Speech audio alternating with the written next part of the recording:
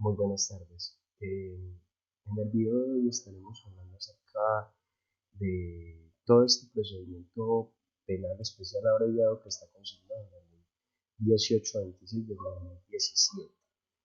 Básicamente, en, este, en, este, en esta ley encontraremos varias modificaciones a lo que fue el procedimiento penal y en particular importancia a lo que está reglamentado en la ley 906 del 2004, que digamos junta mucho lo que es precisamente este procedimiento penal. Listo. Entonces, como les decía, la ley 1826 propone un número amplio de modificaciones a las anteriores leyes penales y permite que esas leyes se adapten, como digamos, a varias cuestiones muy puntuales. Entonces, esta ley va a contemplar eh, puntos muy específicos acerca de cómo es ese procedimiento penal, sobre todo como una especie de directriz de elementos a tener en cuanto a los papeles, por ejemplo, de quienes se involucran en ese procedimiento penal, que para casos muy generales serían básicamente tres: el acusado, la víctima del acto punible y la fiscalía o quien esté regulando pues este proceso. Eh,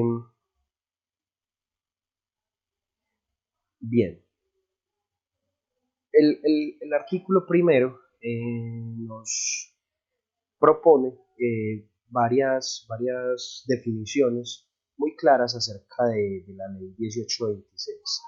Para empezar, entender que el Estado, por medio de la Fiscalía, va a estar obligado a ejercer la acción penal y a realizar la investigación que revistan, como dice acá en la diapositiva, las características de la conducta punible, que ya veremos un poco cuáles son. Sin embargo, es una lista bastante amplia, pero ya veremos esta cuestión. Además, debemos tener en cuenta que el Estado como tal, por medio de la Fiscalía, obviamente, la Fiscalía como tal, no podrá suspender, interrumpir ni renunciar a la persecución penal. Es deber del Estado, en cabeza de la Fiscalía, eh, garantizar que esta acción penal va a continuarse, que esta acción penal no se va a interrumpir bajo ningún caso y en fin. Bien, y en cuanto al querellante legítimo que estaría contemplado en este artículo número 2, nos van a dar varias claridades acerca de esta cuestión de la querella. Entonces, la querella solamente puede ser presentada por la víctima de la conducta punible, ¿cierto? Solamente quien es víctima del crimen como tal, perdón, del crimen como tal, tiene el derecho a presentar la querella. Sin embargo, hay algunas excepciones que son bastante puntuales. Primero, por ejemplo, en caso de estar inhabilitado, ya sea físico o mentalmente, o que sea una persona jurídica. En ese caso de estar inhabilitado, la querella para poder iniciar todo el proceso penal debe ser presentada por el representante legal. En caso tal, puede ser un abogado o puede ser cualquier persona que represente, digamos, legalmente a esta persona. Si ha fallecido la víctima del acto punible, eh, este acto como tal, esta querella puede ser presentada por sus herederos. En otro caso, por ejemplo, el procurador puede presentar la querella cuando el crimen que se comete afecte el interés público, actuando pues en cierta medida como si fuese el representante legal de los intereses pues, de la patria. Eh, y la policía, por ejemplo, puede interponer la querella en el delito de hurto, siempre que se tenga conocimiento del delito y que la víctima esté en una imposibilidad física o mental para presentar la querella. El artículo 3, por su parte, nos dice que la querella se extiende contra todos los participantes de la conducta punible, entendiendo en este caso quién comete el crimen y quién es la víctima del crimen. Y la querella, como tal, también se reviste de la condición de que debe ser presentada dentro de los 6 siguientes meses al acto criminal, ¿cierto? Entonces se tiene como ese plazo para poder presentar la querella, con algunas excepciones, o bueno, más bien algunas especificaciones un poco puntuales que pueden encontrar también aquí en el documento público de la ley 1826. Obviamente, como en todos los videos que hemos estado viendo, pueden entrar a internet y encontrar fácilmente este tipo de documentos. Bien, el artículo quinto de esta ley nos pondría en la mesa cuáles son estas conductas que requieren la querella para poder iniciarse el proceso penal. La lista es bastante amplia, pueden pasar de unas 30 o 40 conductas que a veces pueden ser castigadas con la privación de la libertad o pueden no serlo. Sin embargo, como les he dicho en un par de ocasiones, que la idea de estos videos no es precisamente cogernos y ponernos a leer una lista completa de leyes y de conductas, entonces les pongo aquí algunas de las más llamativas, ¿cierto? Como les comenté, esta ley 1826 de 2017 tiene la característica de modificar varios artículos y modificar varias cuestiones, sobre todo de esta ley 906 del 2004. En este caso, el artículo 5 estaría modificando el artículo 74 de esta ley. Y nos propone entonces que, por ejemplo, las lesiones personales, la inducción o ayuda al suicidio, la omisión del socorro, la dilapidación de bienes familiares, injuria o calumnia, la violación de la libertad religiosa o la estafa, son conductas que requieren de esta querella. Ahora, como les digo, la lista es bastante amplia y va desde estos crímenes hasta otros mucho más específicos. Por ejemplo, en el caso de la injuria o la calumnia o de las lesiones personales, propone distintos puntos de gravedad, por ponerlo de alguna manera, del delito. O, por ejemplo, con la estafa nos dice que puede haber una estafa menor a tantos salarios mínimos o mayor a tantos salarios mínimos, que requieren distintas instancias de esta querella, ¿cierto? Entonces, la lista es amplia y puede volverse un poco más amplia con estas especificidades. Bien, bueno, en cuanto a me salté un poco aquí, en cuanto al artículo 6, hablando de este tipo de imposiciones de la querella, también se hace la claridad de que la querella puede ser desistida en cualquier momento por parte de la víctima. Entonces, la víctima o su representante legal en cualquier momento del proceso puede desistir de esa querella y puede desistir, digamos, de ese proceso penal. Bien, el capítulo 2 de esta ley nos propone en sus varios artículos la forma en la que se debe presentar la acusación ante, digamos, las distintas figuras que revisten todo el proceso penal, ¿cierto? Entonces, el artículo 13, que es el que nos abre este capítulo 2, nos dice que el fiscal citará al indiciado o al que se está acusando para que comparezca en compañía de su defensor, así como la víctima. Entonces los dos están citados por el fiscal para hacer entrega del escrito de acusación y realizar el descubrimiento probatorio. Esto se lleva a cabo por varios términos que ahora vamos a ver de manera breve y que vamos a entender un poco.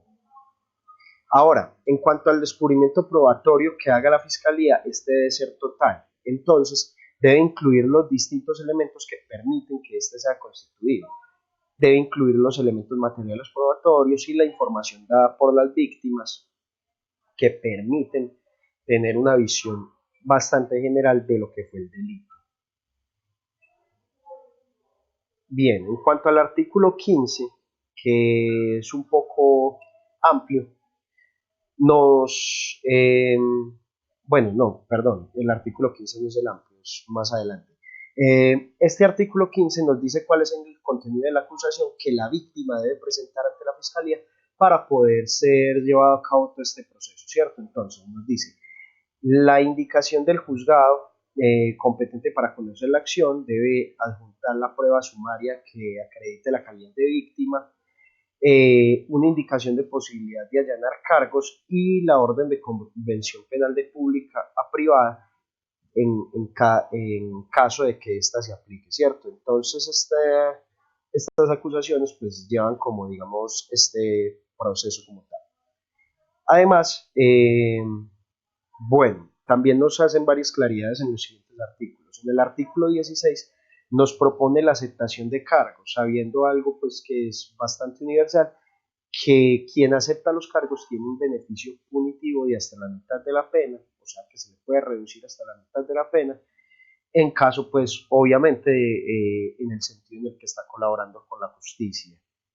Eh, y el artículo 17 que digamos nos reglamenta que esa presentación de la acusación o que se debe presentar para poder adelantar el juicio, lo cual entonces sería, digamos, pruebas, procesos como tal, por ejemplo, la acreditación de la calidad de víctima y en fin. En cuanto al artículo 19, que este es el que es poco amplio, eh, nos indica esta audiencia concentrada. Esta audiencia concentrada es lo que podríamos entender como esa primera parte del juicio que se lleva a cabo en cuanto a la acción punible, ¿cierto? Entonces, una vez que se está instalada la audiencia, que obviamente va en orden con el proceso de la acusación, cuando se acusa al acusado, valga la redundancia, y se procede a la audiencia, entonces deben pasar varias etapas, ¿cierto? El juez debe proceder como tal a las siguientes cuestiones que les propongo en estas diapositivas. Primero, interrogar al indicado sobre su voluntad de aceptar los cargos formulados y verificar que su contestación sea libre, voluntaria e informada, ¿cierto? O sea, esa respuesta que da el acusado eh, sobre su papel en el crimen que se cometió debe ser voluntaria, no debe estar mediada por ningún tipo de cuestiones, y en caso tal de ser libre, pues ya sabemos que trae en caso tal de ser aceptados los cargos, sabemos que ya trae ciertos beneficios. Ahora, en el caso de no ser aceptados los cargos, pues ya sabemos que viene todo el proceso penal y que puede tanto dar indicio de que el acusado es inocente como de que el acusado es culpable y obviamente proceder pues, a toda la cuestión punitiva del asunto. Además, el juez debe hacer el reconocimiento de la calidad de víctima, que es un proceso pues, que ya se viene realizando desde unos pasos atrás. Y luego, ya instalada como tal la audiencia, ya estando en la audiencia, se procede a darle la palabra a las partes para que expresen oralmente las causales de incompetencia, impedimentos o recusaciones, cuestión que, digamos, ya hace parte como tal del proceso de la audiencia. Luego, el fiscal interrogará si existen modificaciones a la acusación y que no puede que estas modificaciones que haya podido realizar el fiscal, o sea, el que representa a la víctima, no pueden afectar el núcleo fáctico de tal escrito. Lo que quiere decir es que no pueden afectar como tal el sentido estricto o lo que le da sentido en toda su globalidad al delito que se comete o a la acusación que se está presentando. Luego se le da el uso de la palabra a la defensa y a la víctima para que presenten las observaciones en cuanto al escrito de acusación y sus modificaciones. Luego las partes intervienen y manifiestan sus observaciones en cuanto al procedimiento de descubrimiento de los elementos probatorios. La defensa descubre sus elementos materiales probatorios, lo cual defiende pues, al acusado y la evidencia física. y la fiscalía y la defensa tienen la posibilidad luego de enunciar la totalidad de pruebas que harán valer la audiencia del juicio oral y público. Esto se constará pues en un listado como de elementos que se presentarán al juez y que ya vendrán como tal a afectar el siguiente punto de este proceso, que será como tal el juicio oral. En cuanto a este juicio oral,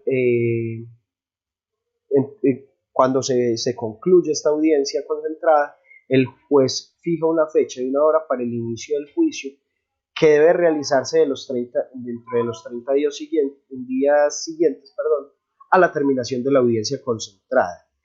Esta fijación del juicio oral seguirá las reglas establecidas en el título cuarto del libro tercero, ojo, no del código como tal o de la ley 1826, sino como tal en la ley 906 del 2004. Entonces, en este punto, digamos que esto ya hace parte de otro código, pero que sin embargo va a tener obvias implicaciones en esta ley 1826 que estamos viendo acá.